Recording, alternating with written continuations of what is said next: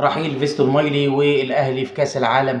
ان شاء الله النادي الاهلي بكره هيبدا اول ماتشاته في كاس العالم. كل الدعم وكل التوفيق للنادي الاهلي. اي مواطن مصري لا يشجع النادي الاهلي انا بقول لك عليه ان هو يراجع نفسه. اي حد مصري شايف انه الاهلي مش بيمثل مصر وبيمثل نفسه، انا بقول لك الكلام ده مش صحيح. اسمه الاهلي المصري. حتى لو كان الاهلاويه لما كان بيراميدز في نهائي دوري ابطال افريقيا بيشجعوا صن داونز، انا بقول لك انا بقى مع النادي الاهلي وبتمنى لهم كل التوفيق ان شاء الله. بالنسبه لتشكيل النادي الاهلي انا توقعاتي هيكون محمد الشناوي قصاده اشرف داري واحمد رمضان بيكهام، على اليمين محمد هاني، وعلى الشمال هيكون يحيى عطيه الله. قدامهم هيلعب باثنين ارتكاز، هيكون حمدي فتحي واليو ديانج.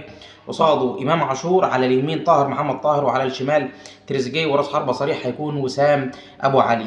الخبر الثاني رحيل فيستون مايلي. فيستون مايلي افضل مهاجم جه بيراميدز منذ انشائه. في خلال الست سنين اللي فاتت افضل مهاجم لعب في بيراميدز هو فيستون مايلي، الحمد لله يعني.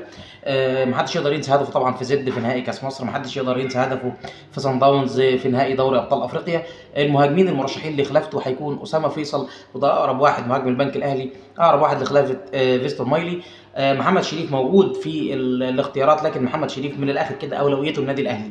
لو النادي الاهلي قال له تمام هيروح النادي الاهلي، النادي الاهلي قال له لا انا بقول لك 100% هيروح بيراميدز. المهاجم الثالث بس ده بعيد شويه لان سعره غالي، اللي هو مصطفى محمد. نادي نانت الفرنسي طالب 4 مليون يورو، لكن ربنا يوفق فيستون مايلي في حياته، وان شاء الله ربنا يعوضنا بمهاجم كويس يقدر يقود هجوم بيراميدز في الفتره اللي جايه، لان عندنا بطولات كتير السيزون اللي جاي، بطولات قويه، وان شاء الله التوفيق للنادي الاهلي.